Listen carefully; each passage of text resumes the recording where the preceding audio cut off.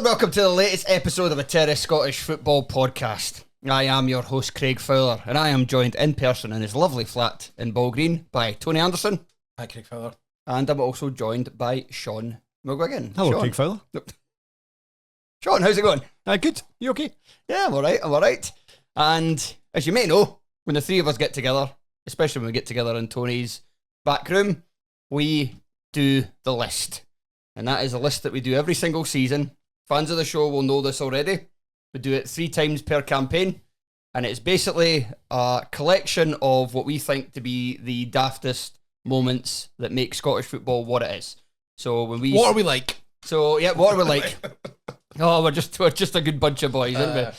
But this is not like when we say it's the best moments in Scottish football from the 2025-26 season. We are not talking about goals, victories, games, patterns of play, most improved players, blah, blah, blah. Do we normally do patterns of play? Oh, we talk about tactics. I think that's patterns of play. Fair enough. And we don't do most improved, best players. We'll leave that to the end of the season. But while the season's going on, we like to take stock of all the stupid things that have happened. Now we're talking. And we start the podcast on here. We do 45 minutes or so. And then we go on the Patreon for another 30 minutes roughly. So if you like what you hear in the next 45 minutes, then make sure to sign up to the Patreon. This will go on our lowest tier, which is only £2 a month. And that is patreon.com/Terrace Podcast. I think that's everything. Do you know what I realised recently? So I'm on the Patreon and I pay a £5 because I've been wondering why I never got a t-shirt. That's because I don't pay £7. No. So it's my own fault. Sure, you can ask for one. Guys on the show can get one for free if they want. I mean, I feel like a bit of a fucking weirdo if I'm walking about my own stuff. Well, I'll do it. Oh wait, that's your point. I wasn't desperate for a t-shirt. I just went, I've never had one. But it's because I don't pay £7. I'm on the terrace, by the way. I'm not on the list. I like wearing the t-shirts on this because I just like wearing t-shirts and I like just wearing it for the podcast because it's eassie. Just like it's my work t-shirt. What do you wear it every day you're at work? Every day you want to put on your uniform. Well, I do have the ones that are made for this. Take a knee before you start. Why take a knee? Tennis lives matter. Yeah, the one that I made up for the Euros, the blue one, that was quite smart. I've got like 2 of them in XL, so they're just like big comfy things I just put on with joggies. Surely you'd be drowning in them. An XL. He's a tall guy, though. No, I'm die. Hey, okay, I will keep. What, 6 foot? I've grown actually. 6'3". I'm 6'1", and I've definitely in the last couple of last year or so, year and a half, put on a bit of weight that I'm now finally starting to lose. 3 weeks in South America, I'll do that. I know, that was after, but I had the weight on anyway. I lost it when I done the 5k challenge, when I done a 5k every day for 31 days. And then immediately put it back on again because I went to South America for over 3 weeks. Listeners, when did the funny bit start? When did they start talking about Scottish football? Yeah, they're talking about Fowler's weight and what he dresses in the morning. And maybe minus a t-shirt. Okay. Without any more drivel. We begin with Aberdeen have a joke at the expense of every other Scottish Premiership club when releasing their fixture list on Instagram. What's your favourite here?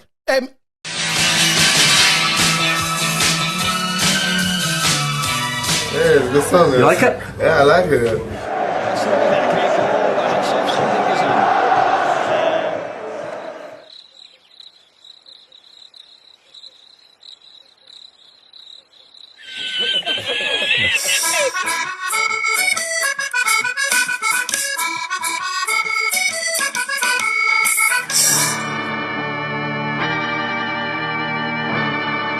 Astro.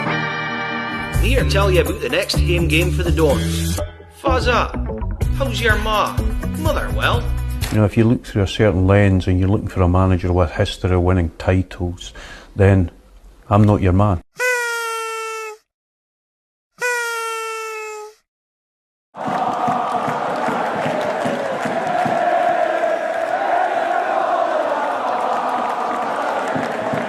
So, can you show your face? Is it 1-1? Yeah. Can I finish my pie? It is 1-0 still. In that circumstance. Well, I would say it's corrupt. Well, I'm not sure we can actually say that. Well, I am saying it. I quite like the tone of this. I thought it was quite a funny.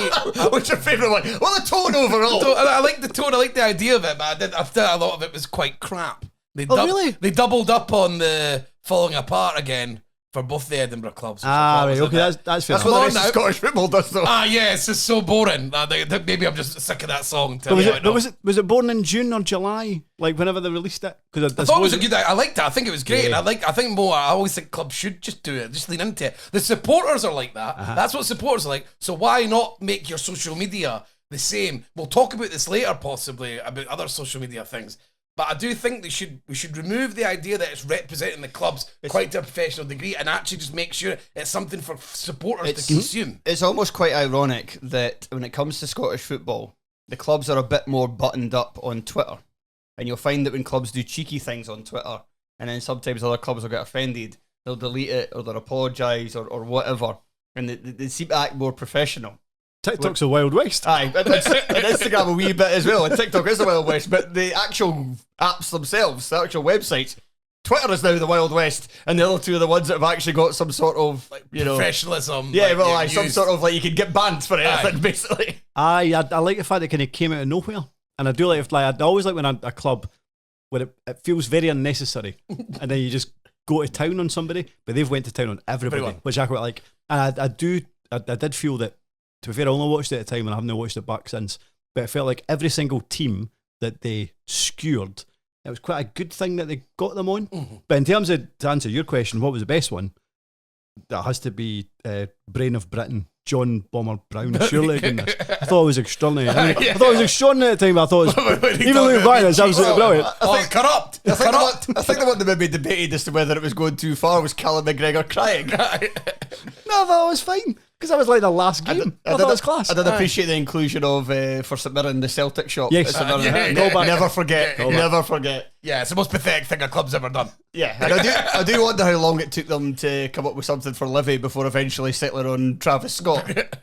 Was that when he shouted Astro? Yeah, so I must admit, I didn't know that one. I appreciate that. I just looked at it, just like, okay. It's the start to Sickle Mode, which I think was on the Astro World album or something. It was Sickle Mode, Tony. Oh, of course. I'm not down with my Travis Scott and of that ilk. So this is something that's become quite popular in American sports. I think the NFL.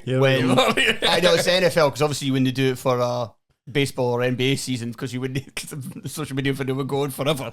But the NFL season is only like 17 games, and I think it was the LA Chargers that started to do it when they would release a video and they'd done something different for both teams, and people saying, "Oh, that's class," and then I think that's where Aberdeen got it from. Is there an NFL equivalent of John Brain of Britain Brown? Donald Trump. This is corruption. I know you can say that, but I'm saying it.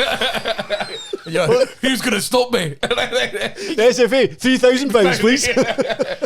Each team's have their own commentary team, so possibly. Right. Sticking with Aberdeen. The Aberdeen Evening Express splashes with the most generic headline ever about a player they were interested in. The headline is Aberdeen linked with midfielder. Obviously, the guy who's doing the headline just can't be arsed there. Just phone it in one day. To be fair, it's local press these days. It's like one guy having to do the entire paper. It's probably just before deadline. He's like, right, I've not got time to think of what position does he play? I've not got time to think of right, does this fit Aberdeen linked with midfielder? Right, there you go. Is this the first example of clickbait in an actual proper newspaper? This guy's in the shop just pressing the paper. In fairness, I was like, I wonder who it is. I wish I bought this newspaper. I wonder who it was. So maybe it worked. Maybe it would have worked. I know. Well, you can see it if you zoomed in on the photo. It was Ilano Silva. Was he the Cape Verde international? Is that right? Yes. So I only saw where he was from. I didn't see his name. He didn't even sign him. So it's clickbait right there. Sucks me. Classic. Yes. Fair enough. What can you do? As you're saying, just one guy, one man band. And I did go to look up on. I looked up on Google. I was like, what were the kind of best generic FIFA headlines? I wondered if there was a page of them. I did find a Reddit thread. Okay. And the best one was somebody put a screenshot. It was William Carvalho climate change latest. Which was a very strange way of saying that he didn't like the weather when after signing for Southampton. Climate change latest. The Barn listed an entire team in subs bench with the name Trialist. A disaster. So I've used to do match reports for the Rovers for their website and see if you're a pre-season friendly and teams would maybe have 3 trialists, 4 trialists. That's a bit of a disaster for trying to write a match report. When the Barton listen, 18 trialists. That's really bad. Imagine really difficult. Imagine being a fan though and going to your like friendly game and not knowing a single player that's playing on the. I think the fans would know because it was players who had played for them before. They just couldn't sign them a contract. Right. Some of them did. You would be able to recognise some of them. Some of them are recognisable. So I think maybe the newer faces in the door, then that was the ones that they didn't know. And it was very much a guessing game on online. For dweebs like you and Telfer, that would have been great. You know how like guys just love around sitting around talking about sports players, naming sports players. Yeah. You're just going to try to guess who each of these A trialist, B trialist, C trialist. I like watching the announcer done. Do you do the thing you normally go, turn, and it's Elliot the Anderson. team for this afternoon. Number 1, trialist. Hey! Number 2, trialist. Hey! Good luck with Graham Easton with this team. And if they score the goal, you know, like it's in Germany when they all shout it back, Trialist. You just shout out, hey, trialist, hey. Goes on for ages. Fed up by the left back. The best response to this on Twitter was from Richard Cobb, who said more players on trial than St Mirren last season. I see what they've done. See what he's done there. I mean, even if they'd just been 4, he would have been right. Like a normal team in pre-season in the lower leagues. Getting literal. No room for jokes here. You thought you were coming for power? No, it's not allowed. You're getting facts. The Montrose Twitter admin says they're away to get pished after a Premier Sports Cup penalty shootout, quote-unquote, win. This is where exactly what I was alluding to earlier when we were talking about the tone from the official club admin. What is it? What is it meant to be? Because I think this is fine. I thought it was funny, but I was worried about it because I knew it was it exploded. It's certainly taking off. I was like, oh, please don't try and do that again. All right, okay. And then for the next 5 or 6 weeks, like the admin was very much trying to do it again. And then after some negative feedback, he abandoned that approach. Someone asked me if he's an alcoholic. It was just lightning in a bottle. Yeah, it's allowed to do these things once and then move on. But it's a bit. I imagine there are some people like, oh, you shouldn't be doing that. You shouldn't be like it should be colloquial, should it not? The Twitter admin for the team, they aren't like the owner or like the manager. I don't need them to behave in the same manner representing the club as they do. I suppose pished is technically swearing, and that would offend some conservative types. On a right wing website. Well, yeah, that's the perfect place for them. But no, I know what you mean. But who cares? But it was like they were trying to do that. Like he was trying to get something that would go viral the week after that, and then the week after that. I'm away to get hammered. I'm away to get shit faced. Come on, do you remember any of them were? Nah, they weren't very good though. I remember sighing for about the next 3 or 4 weeks when I looked at Montrose's full-time results. Well, I did wonder whether stuff like this, if it's starting to get a wee bit jump the shark. Mm-hmm. Like, there's a lot of kind of, especially at the lower levels, a lot of this kind of patter after games. And like we had it, years before when like there's no updates from Berwick Rangers because the entire media team are at Creamfields.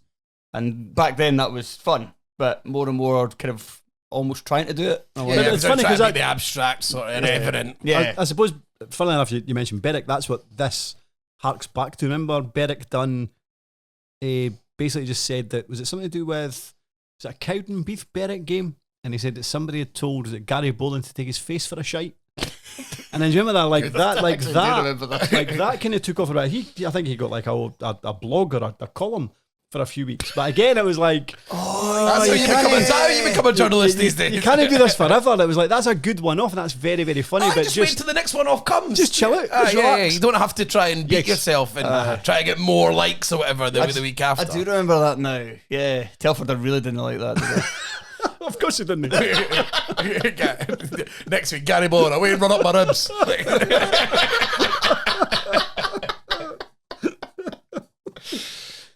Neil Lennon makes the cry gesture at Hearts fans after Dunfermline equalise at Tynecastle in the League Cup. One day football will lose this and it'll be sad. It's good fun. Just normal power that should be done by a manager in that environment. I thought it was very funny, even though it involved Dunfermline scoring the goal. I thought it was very funny. And you know what's poor? And I totally appreciate that football fans are poor at laughing at themselves. But see the Hearts fans in the replies, Goodness me, pathetic. Wasn't he laughing at full time though, was he? It's a Dunfermline manager. Shut up. It's not about history. It's an individual that you have always had a running thing with. And we like the running battle. It makes you... That's what I was trying to think. Why would you not want to feel part of something? The Hearts fans, it's you've got a running battle with this manager and that it brings you to life. It makes you have an impact on the game and that's fun. That's what you want, an ongoing thing with a manager, a narrative with a manager or a player that goes on for... Now with Lennon, we're him and Rangers and him and Hearts. We're getting on to like 20 years, and it's funny. It's class. It's fun. Keep it alive. He understands that Scottish football is just really, really silly. Yeah, and also he gets stressed, and he's totally emotionally. And this is something that I like managers like that. Some people think that they're a bit, they can be cringe or whatever. But I like seeing a manager who's just totally whipped up and involved, and it's all a frenzy. And like when he was Hibs manager and he was going over to the Rangers fans at the end, a couple of years when you were at Ibrox, you're beside yourself. It's absolutely incredible. It's the most fun. Why would you ever want that sort of taken out of it? And it's the opening game in the group stages of the League Cup. Who cares? Yeah, exactly. It's perfect for this sort of nonsense because the whole thing's a joke. Nobody's bothered. So add something. You feel something in the stands. Well, you done it there. You mimicked it, but you done it the right way. He kind of does it weird. Like, he kind of pinches his thumb and his forefinger, and then does that instead. I don't know. That's not great audio, but he's pulling the tears. He's so aggressive, Neil Lennon. He pulls his tears out. I mean, he's certainly brave because you remember what happened the last time he gestured to the main stand at Tynecastle. The guy came on and slipped over. No, not that one. No, the last time with the Hibs when Hearts had the goal disallowed in the injury time.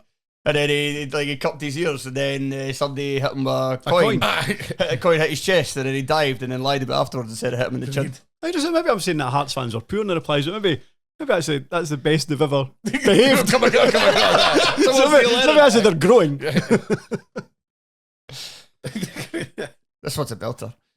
Dumbarton fans steal drink from Dunfermline fans and then give them a greeting card where they celebrate the theft. Everything about this, the envelope, the front of the card, the inside of the card, it's just really abusive and sweary but very funny. I loved it. Absolutely, I loved it. I'm trying to work out what actually happened. I'm guessing the Dunfermline fans. They've stashed the booze, in a hedge or something. Hang on. Let me read it first of all. Let me present the context. So it's three photos. So this was Ross Wallace 06.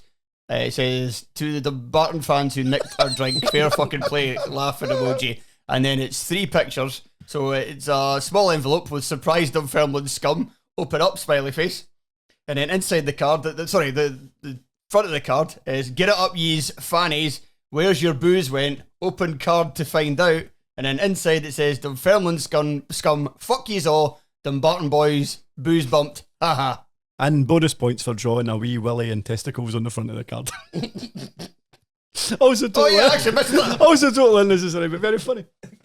Yeah, so what do we think happened here? That's what I was saying. It's like surely they didn't mug them from their actual booze when they've actually got it and then gave them a card. So I'm thinking it must have been stashed booze. I mean, they saw them stash and then they went and left a card. The problem with this theory, if they stashed it, they would have stashed it just before going inside the ground. So these are Dumbarton fans. How are they nicking the booze, going to the shops, getting a card, bringing the card back, and then, again, how are they giving it to the fans? Yeah, but you can still take booze out of a hedge and then go to the shop. But before the game starts. There's a short time They missed the game just to do this. In that Dumbarton stadium, that's down like a long road where there's nothing on it. Uh-huh. So they would have to run all the way back to the centre of town. I got the impression from the handwriting, the misspelling of the word surprise, the not particularly good drawing of a willy. I did wonder if these people were very young and they spotted an opportunity to get 8 free tins of Tennants, and if that isn't a good reason to not go to a Dumbarton game that potentially has 18 trialists, then I don't know what is. So I wonder if they didn't go to the game. So they didn't go to the game. They just decided to go to the shops and then just laid the card down where the drink used to be. I think so, potentially. Yeah, they maybe thought they saw the drink, got the drink, and then thought we'll do the patter later. Well, if there's any Dunfermline or Dumbarton fans who know the full story, then please tell us the email addresses. It's been in the making for months, and they noticed the last time that they stashed booze there, and they got the card ready beforehand. God, I hope we played Dunfermline in the League Cup. years. They weren't even in the same. But they weren't even in the same league. No players over years. All that build up, years and years of build up, and they still couldn't spell so the eight. words right. Whitehill Welfare bite back at Stephen Presley after Dundee boss complains about the pitch in a narrow win over Bonnyrigg Rose. Non-league Bonnyrigg Rose, I should probably add. I think when Whitehill Welfare are pulling you up about stuff, then certainly if you're a Premiership club, then that's you're in a wee bit of bother. I always think he's got a wee bit of hard neck. I know he's been out the game for a long time, and this might be a long shot. But see if he's still the Dundee manager in December or January. Bear in mind, Dundee will probably have 5 or 6 consecutive home games cancelled because their pitch is so terrible. He's got a hard neck calling up anybody about the state of their pitch. So the Whitehill Welfare response was, I think our pitch is the least of your worries, Stephen. Good luck for the rest of your time in charge. And then a Dundee fan replied with rattled. Replied to him, Kieran McCaskill, Whitehill Welfare replied to him saying, the only thing getting rattled is your club on a weekly basis. Airdrie, Alloa, etc., etc. Like, why would Whitehill Welfare be rattled at those comments? It's quite the opposite. Yeah. When did the thumbs up change? When did it change? This is like the perfect time to use the thumbs up emoji. Good luck for the rest of your season, like ironically. I know, it's like when was it? When was the year that happened? When the thumbs up, when the thumbs up subjects going like cheers to like, I think try to be vindictive. It's still got its place. You just have to recognise the tone. Consolidate tone, yeah. But I think it's mainly. I think when I see the thumbs up, it's nearly always in this tone. I think if you're using a thumb up genuinely, it can only be used when you look like a child, or like so. Let's say somebody's bought you a ticket for something, and you go, right, I've pinged you that money, I've sent you that money. Then you can give a thumb up. I think that's literally the only situation you can use it genuinely. If you use it in any other situation, you're just being a dick. It always looks like you're just trying to be ironic and be a prick. Like it's totally been swallowed up by Twitter mainly. I think social media just has a completely different meaning. The most humble of the emojis has been totally weaponized now, and it just can't be used for anything else. Unless you're over the age of 55. Oh, right. They dads always use the thumbs up emoji. Constant thumbs up emoji. Properly. They use and it I don't think they mean it was sarcastically. I'm looking forward to seeing you, son. Trust me, they are. Well, maybe the person who operates Whitehill Welfare social media is over 55, and he was actually being totally genuine. He's just like, I think pictures to see your worries, Stephen, being honest, but genuinely, good luck for the rest of the season, mate. Maybe we've misread it. Maybe we're in the wrong. The president's just like, my God, cheers. I met them. We went for a pint. Had a great night with them. Cheers, mate. I did bring this up earlier. I wondered if you guys would, but I thought we could talk about it now because this is something we could have included because I don't think it was included in the end of last season's list, the last episode we done, because we included Presley getting the job and the Vox box with the guy shouting out the taxi. But we didn't include Stephen Presley saying that if you want a manager with a history of winning titles, then I'm not your man. And that was included in the Aberdeen video. So yeah, it's been mental how, like, I know he's not the most popular appointment, and the football he plays is terrible, and Dundee fans, at the time of recording, Thursday the 6th of November, Dundee fans don't like him at all. But he's really not helping himself with the fact that every time he seems to open his mouth, he just comes out with nonsense that angers him further. He does. I think that happened yesterday. So again, Thursday, so I think this is Wednesday the 5th, where he said that Dundee fans need to tone down their expectations. They think they'll finish 12th. The least ambitious club on planet Earth. They're 11th. And according to John Dale, was a sacked the previous manager because they didn't get the top 6. He does feel like sometimes he's working them again, but in the most like you can't notice because he's always so drawn. But actually, his constant demeanor is just thumbs up. You just can't see it. He's always got his thumb up behind his back when he's talking. Is he over 55 though? Yeah, he's got his thumb up and he's over 55 and he's genuine. Dundee fan loses the plot at Edinburgh Airport for posting photos of United fans heading off to a European adventure. So this was absolutely mortifying. Yeah. Why are you having an argument with an airport? You can't have an argument with an airport. Like the journalist down south having an argument with a pie. Alan Nixon. So the original tweet of this was Edinburgh Airport with 3 photos of Dundee United fans, and this would have been before the Vienna game, or was this before the Luxembourg? Well, it's a Luxembourg one, so it's in the tweet. We're seeing a sea of tangerine in the terminal today. Dundee United fans are making their way out to Luxembourg ahead of tomorrow's Conference League qualifier. Good luck, and here's hoping to a beautiful Thursday. And then Keith Collins, at Keith Collins 33, replies, get yourself so far to fuck. 3 tables is not a sea of tangerine. Tangerine isn't even a colour, it's a fruit. It's a fruit. Want to be ashamed of yourself posting crap like this? I went through Keith Collins' tweets and replies in general just to have a wee check to Try see. and understand him. What else he gets up to. So I think it was Stevenage, or certainly somebody changed their colours recently to orange. An English, like in the lower league English club, and he kind of zeroed in on that and said, this is absolutely terrible, I hope you get relegated. I was like, well, that's quite pathetic. Then he messaged Tesco because he'd got a meal deal, right? And for the snack meal deal, he got the strawberry and apple, but he was raging because it only contained 1 strawberry and maybe, I don't know, like a third of an apple. So 2 things. Again, who cares? And B, why are you getting strawberries and apples for your snack for a meal? Get crisps. Like a normal person. I thought you were going to say there was a rogue orange in it and he lost the plot. He absolutely hates the colour orange. But then he takes home and they go, that's actually tangerine. But this guy loses it. It's like, and he turns on the airport. Like, not, they should be ashamed of yourself. Ashamed of yourself. Then, so the end of the airport go, you enjoy your afternoon, Keith, with shit's kicking over you. You're like, doing that again. You can see it. It will do. Well, then he just goes to the jugular and starts slagging off the airport for the way it functions on Twitter. I found that mind blowing because you realise it's when you're so far, you're being put on the back foot so much, you must realise, hey, I look like a clown here. I know what I'll do. I'll turn on them as their whole existence. Will do. We'll let you get back to run an utter shit show at the airport with a passport control not fit for purpose. He's still talking in football terms here as well. At least you've made some new fruit-coloured dress, friend. Going for an airport's jugular. Yeah. You're the guy, the admin again. Fraser Elgin has to come in. Someone has to step in. Everything okay at home, Keith?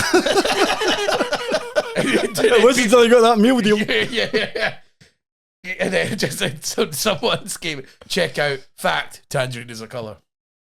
I presume that, like orange is a colour. Yeah. I mean, Keith is just wrong on many things. Yeah. Imagine getting that rattled over that. Why are you following Edinburgh Airport? It's how football fans just get angry at the slightest bit of praise for your rivals. Yeah. Can't take it at all. Yeah, that Braga song. I had to switch my Twitter off. Not having it. Fuck off. Too many verses. I bet you wouldn't follow an airport about it. Yeah. I will do if I see next season with Hearts in Europe and they're saying, hey, and honestly, I'll be telling them all about how long a queue I've been in at the fucking transport control. See that new spoons? Load of shite. Sticking with Dundee United in Europe. Dundee United fan goes flying down the stairs after his side score away to Austria Vienna. He looks like he's in a horror film and he's been pulled by an invisible ghost underneath the bed. So that was just it. What is he trying to do? Like, did he stumble and then go under the railing and then grab onto it? Or is he trying to swing, for whatever reason, try to swing round to the other side of the railing? When the video first starts, he's already getting up, having fallen already. And he's got his back to the rest of the stairs, then he turns down and he just like, it's like he's being aggressively pulled. It's like that, you know, the bit of paranormal activity when they get pulled for the bed. Yeah, it's like that. But he'll not have felt a thing until the morning, and then he's actually in a wheelchair now, so he can't walk.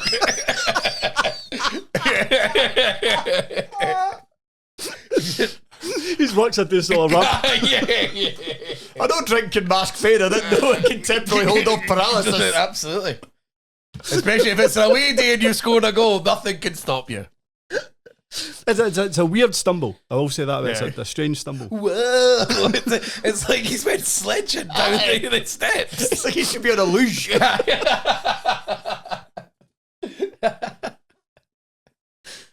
Air United's Nick McAllister, apparently sozzled, does a Spider-Man impression while filming is going on in Glasgow, and then he falls to the deck trying to get over a fence.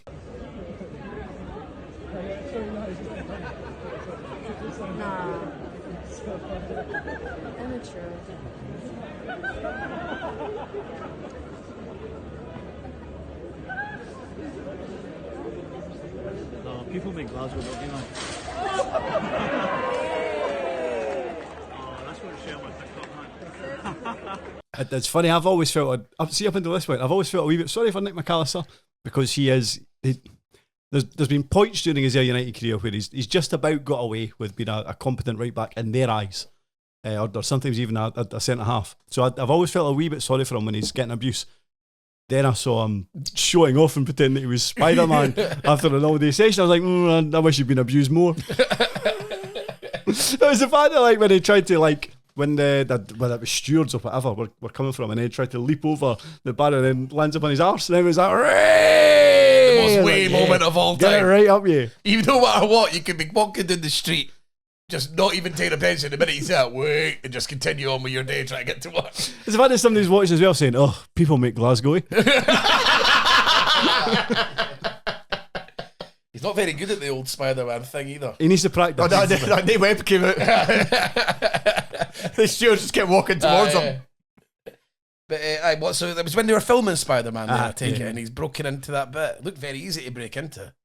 I mean, I think the bars and that were still open. I think all he's done is hurdle the barrier. Toby Maguire's like this in the background. Oh shit! Kirsten Dunst hanging down the back in the pub.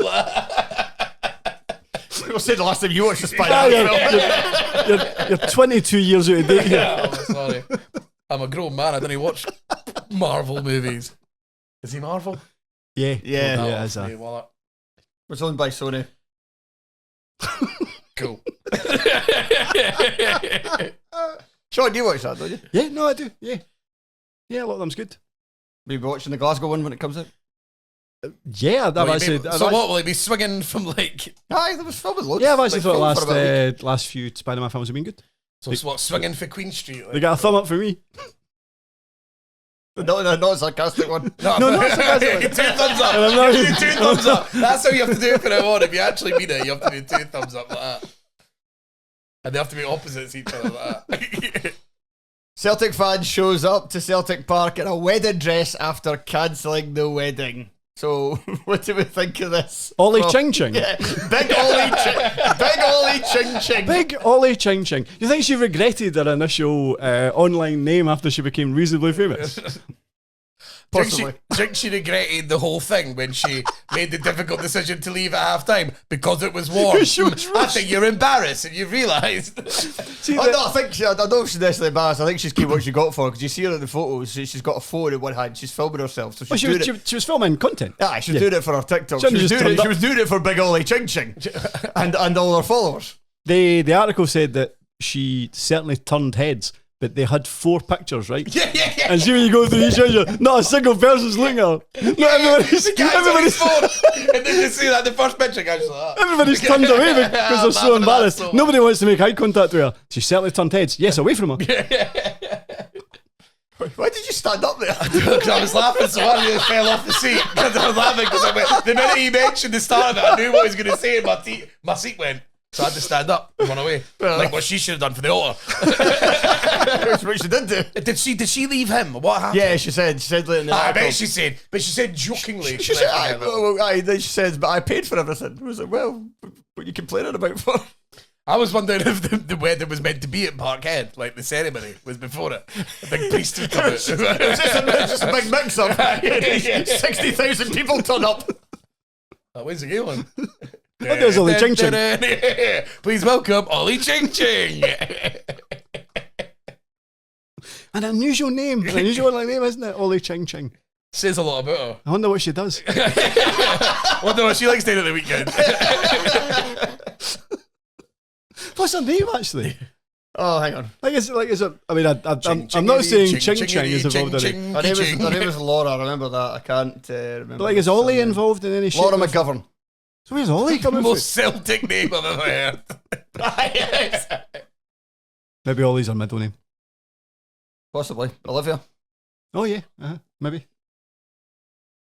Edinburgh City goalkeeper Mark Weir organised a whip round to pay for a carry-out for supporters after victory at Stranraer following their 15-point deduction. I think this is brilliant. I know we've said a few times that there seems to be something about Edinburgh City about the link that they have between the kind of club or the players and the fans. But when the players are paying for a whip round for the fans to go back up the road from Stranraer to Edinburgh or back at the Central Belt where they stayed. Absolutely brilliant. Fair play to them. Class. It's an unbelievable thing to do because it's not like they're wealthy footballers. No. They're just guys.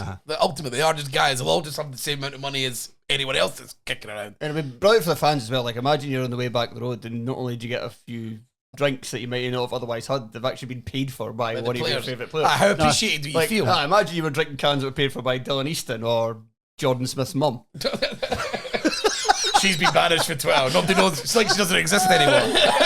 The minute he's been put on the bench. If she bought everyone a few cans, she'd still be allowed.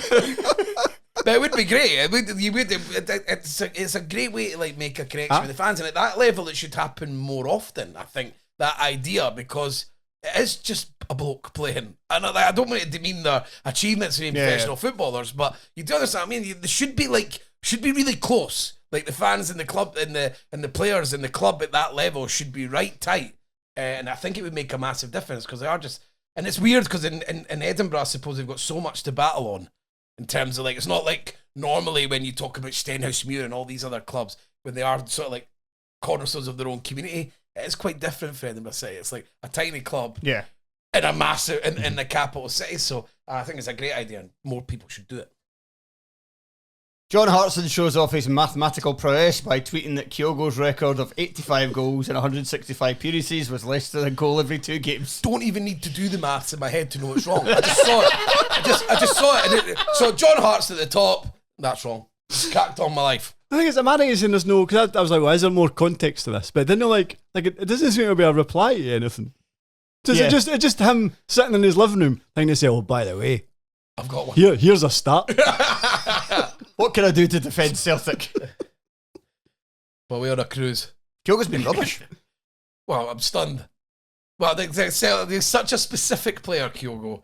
And then when I saw he was going to a relegation-threatened team in France, I was like, that means they're not getting the ball forward much, and they're going to need their striker to be good to his back to goal. And then the next time he's going to Birmingham to play in the English Championship, the most rough and tumble league. It's not going to work out, is it? It'd probably still be less rubbish than if that cruise that John Hartson's on, which I think it might be on now. Is that happening now? Imagine if they organised like a countdown game for him. Certainly, I mean, maybe it'd be okay for the words round, I doubt it, but the numbers round, goodness me. Yeah, Kyogo's got 1 goal this season for Birmingham in 665 minutes, and it was in the League Cup as well. Rubbish. Pure Kyogo. He should never have left. It's like he's a unique player, and he was in the right place. Not that this is part that anyone's here for, but that's... we can talk about football. This is talking about the patterns of play that we were on about before. He might actually now be behind, without knowing too much about it, he might be behind Lyndon Dykes in the pecking order at Birmingham, which feels like quite a fall from grace. Hibs are going to get Kyogo in January instead. Works for me. A Rangers fan promises to eat double meat to ensure that Russell Martin's vegan efforts are pointless. So, the Republic of Ireland, Great Britain, the Troubles, Israel, Palestine, and now meat and veg. You don't always have to take the opposite side. I do like how petty it is. I know that the thing is that it's petty and it's funny, but that guy's serious. I tell you what I was disappointed by. So I was unaware of this until I had a look at the list earlier. I was like, actually, this is that's quite admirable. Like if he's going to eat double meat every single day and he's going to post it online, I'm looking forward to reading and looking at his adventure. He only done it one day, so either he gave in after day one, or he died due to his cholesterol. I'm not entirely sure. Maybe gave up due to doctor's advice. Double meat, just every. So what is he claiming that every single time he's having meat, he has to have 2? So like supersize meat. Double. He's got double pork. So he's got 4 rashers of bacon. 4 rashers of bacon, right? Okay, yeah. So he probably just normally he'd have 2 rashers of bacon, so they has to be 4. So a burger. But what normally people have double burgers. So that means you have to have the quadruple ones. Yeah, because that actually sounds like he gave up at breakfast. He just had a big breakfast and then gave up. He had 2 bacon rolls. Made a scene of it. Absolutely pathetic. That's content. I'm gonna have 2 bacon rolls. What everyone has every fucking Sunday. Better take a picture. Cheers. Good content, mate. Thumb up. Livingston boss David Martindale has an understandably cheeky answer to a reporter asking how he keeps in touch with US-based owner Calvin Ford. How do you keep in touch with America? By Zoom? we've got this thing over at the football club. We've got this thing called a phone, and I don't know if they've got them at other clubs, to be honest. And we've got an app called WhatsApp. I don't know if you guys have got that. So there's an app called WhatsApp, and me and Calvin have got that on my phone. So we just kind of press that wee green button and we talk to each other. Some of these questions are just filler, and they are just so pointless. And I always surprises me quite how often the managers humour it all over the world and in England and all that. I always find that, like, do you know, just break down sometimes. Just go, do we have to do this? Do we have to talk about this mundane stuff? It doesn't matter. You know the answer, you know the question. So I'm not surprised eventually someone just went, well, I just used the phone. And thumb up. Thumb up. Yeah, I use the phone. So I'm okay with it, but I'd be a wee bit uneasy if it was like, I don't know, workplace McGee turning up for his first day and tentatively asking a very nervous question, and then David Martindale just pounces on him. Yeah, but the context matters. But if this boy turns up every week and asks rubbish, he does. All right, okay, fair play. David Martindale's right enough. I think I think Martindale was a perfect person for this, like in terms of managers in the top flight. Like, I think the answer, like, even being jokey about it, I think it would feel like too smug. Like, imagine Rogers done it. Oh, fuck. How smug he would be with his own What was joke. it he said to the women before? Good girl. Good girl. Yeah. But Martindale also, and this is what a lot of people don't understand, he delivers it with a smile. Yeah. And it's like there's a wee glint in his eye. And it's like there's still warmth to it. And this is what people don't realise when they slag people off. You can still do things sometimes with warmth, even when you're slagging someone and making them feel a bit silly. You didn't have to do it in like in an arsehole way. You can still have a laugh, which sort of can still include them. Mm-hmm. And Martindale done that there. How did Martindale get on yesterday on the telly? I saw a clip. I saw one clip of it. I've not seen it. I was going to watch it. I've got it on. I was going to watch it on iPlayer. It was about prison and rehabilitation. I'm stunned. So I did wonder whether we're going to ask him about politics and stuff. Asking him about Brexit. Or anything else that's involved in political or culture wars right now. But no, it was about prison rehabilitation and about people getting, because it's about the kind of, because they're letting out a lot of people early because of... There's no room. Yeah, there's no room in prisons.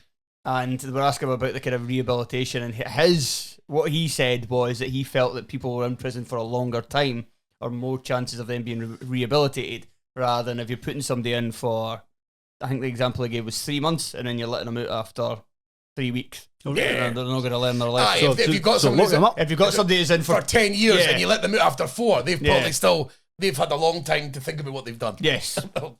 I was just thinking as well, is he going to become like a Mick Lynch figure? Like a working class hero that he's going to be on there every week? I wouldn't be surprised. I would not be surprised. Or he's suggesting you get 10 years in jail for stealing a bike. Living Central Celtic with a picture from behind the pillar as they advertised tickets for their trip to Parkhead. It's perfect. But Celtic fans hate when you slag them off. They're like, slagging off their stadium, how dare you? How dare you? It's the worst away day in Scotland. How dare you? It's fucking miles to walk to it. There's nothing around it. The view you get's terrible. And half time is the most cringe-inducing moment of your entire life. They hand the Irish stuff up to beyond. I'm surprised the half-time draws is done by a leprechaun in the middle of the pitch. Honestly, like the whole thing is like... It's like, it's quite an uneasy thing. You're just like, Jesus, they really go for it. No, that you can see it because you're behind this pillar. Yeah. Look at you, you drowned. There was one. I think every time I've been in the way at Celtic Park, I've had a restricted view, except for once. I didn't have a restricted view, but I was in literally the first row. So I was actually, do you know what? Ended up getting restricted in the last 50 minutes of the game because a bunch of stewards came and stood in front of the way. And I got Hibs got loads of tickets last year for the cup game because it was the cup, so you get them out. So I got a good view of that. But when you go, it's shit, and you get treated like shit, and it's annoying, and also and you lose all the time. So like it's starting to feel like when they slag off people don't take their tickets. Well, it's like, well, there's nothing good. There's not a good day out. I can't see it, and we get pumped. Go, I'll just stay home. How dare you slag it off? And I liked the Livy admin, didn't they just leave it at that? Because there was a lot of Celtic fans, and I think the Celtic SLO as well, even kind of bit back. The Celtic SLO said he forgot about parking information and then showed like a picture of an empty car park. And they responded to that, but there was other ones that I took down. So Celtic fan Joe said the only club in Scotland's Premier League whose entire away support can travel to the game in a smart car thumbs up emoji. And then Livingston just responded back, asterisk, motorbike. And then again, are all 8 of your travelling fans support me going to sit behind it? And Livingston, again, asterisk, 10. So, yeah. Continue to double down and just, made Celtic fans look. They really lack a sense of humour when it comes to that. Yeah, very much so. I mean, surely it's about time that the stadium needs done up anyway. Knock that down and then build a new structure. You've got loads of money. You never spend it. So. Make the attendance bigger. You're not going to sell out. Make it 70,000. And then let us see. Give me one strip of seats and I can see it. And I might come. Not that they're bothered. And then we won't get around to this, so I can mention it now. We won't have Alan Preston getting bird droppings falling on top of him. That was amazing. Ridiculous. It's ridiculous. It's like it's somebody's fault. You've been shouting me a bird. What do you want them to do? It's the bird's fault. Absolutely ridiculous. It's ridiculous. Here's one to end on. This is perfect. Oh. An Aberdeen fan takes a knife to his Miovski number 9 top after the former Don striker signs for Rangers. Right, you bastards! See us Miovski shit! Come on, you bastard! Where are you swinging now? Where? Hurt swinging now! You bastard! Come on, you swing! I'm a wee bit worried to slag him off because this guy's clearly insane. I'd never actually watched the video with the sound turned on until today, and then I'd like his kind of guttural roars as he's slicing up that top. He says about 20 words. The only one I can understand is the word bastard, which he says about 4 times. Sounds like the most pissed guy. And his jeans as well. Oh yeah, well I mean the obvious joke is that the knife slipped. He practiced on his jeans first. Yeah, come on. I was trying to think what his jeans reminded me of. And I fucking hate those jeans. I hate sliced jeans. What do they remind you of? What, the mid-noughties? But you know what they look like? They look like an advent calendar where at like the 23rd of December and almost every single door's open. It's a weird thing. I didn't get it at all. There's 23 open windows on his jeans. He's freezing. Terrible. But the bit at the end when he's been done it and he starts to do the bit when he stabs the knife towards him. It's terrifying. He's doing the hacking motion to the end of the strip, but it's towards his own leg. That is, you're off your head. You're going to hurt yourself, mate. Calm down. It's just a striker who left 2 years ago signing for Rangers. It happens all the time. Yeah, the reaction to Miovski coming back was really quite something. It's just, whenever it's Rangers, the Aberdeen fans are having none of it. I thought just like they've just a desperate need to be important. It was the thing is, looking back, the likelihood of Miovski failing in Spain and coming back to one of the old firm was like 90%. That was like his career was good. That was exactly what it was going to do. You should be able to get yourself ready for it. Yeah, you never really wondered whether it was going to be worth $7.5 million or whatever it was. When you got good money, Aberdeen are great at that. I don't know how they do it, but and I mean, he might have scored since then. But based on the evidence we've seen so far of the season, the Rangers have got a crap player. Yeah. It's all worked out for everyone. Still be so angry. Crap player, crap jeans. Crap knife technique. Yeah, very. Crap voice. Stay away from me. Crap personality. just calm the crap neighbour. Imagine living next door to him. Really crap neighbour. You alright? I nervously knock on the door. I just heard some commotion. He just got an absolutely fucked Aberdeen strip and shattered the bits around him. Like feathers, like a bird's been held. He's terrified to go to his door. Even though his back garden's on fire. Please. Should I tell him? Yeah. Just imagine looking through the back window like that. You're about to rob him. Actually, I'm alright. Should I tell him or hope he perishes? Is this better or worse than the Steven Gerrard taking him out? The Steven Gerrard one, at least there was like a modicum of humour behind it, maybe. Yeah, you can tell. Like, I mean, it was pathetic, but at least they were kicked. There was some sort of fun. Yeah. That was the man losing his mind. I don't know why when you talked about the neighbour there, I had the image of like the end of There Will Be Blood when he's just sitting down, like the neighbour just walks into the kitchen and he's just sitting there and the top's everywhere. So, I'm finished. Like Jim Carrey, la when he's punching up. I'm kicking my ass. Do you mind?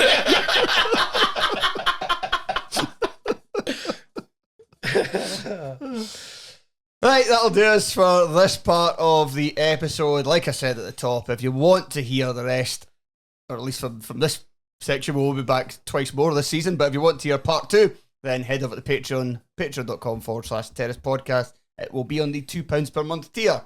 But for those who are only listening to the free-to-air flagship show, Tony, say goodbye. Oh, goodbye. Shaughan. Cheerio. And I'm Craig Fowler saying goodbye, and we'll talk to you again soon. Cheers.